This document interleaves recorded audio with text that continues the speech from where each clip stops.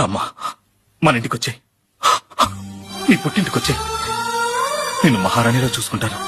రా. నేను రానన్నయ్యా.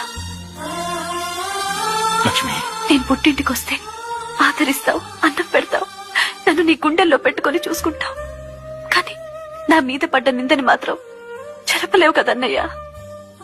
నీ చెల్లెలు చెడి లేచిపోయిందని వీళ్ళంటారు, చెడిని చెల్లిని తీసుకొచ్చావని నిన్నంటారు. ఆ నింద మాపుకున్నాకే నా పుట్టింటికొస్తాను, లేకపోతే ఇక్కడే చేస్తాను.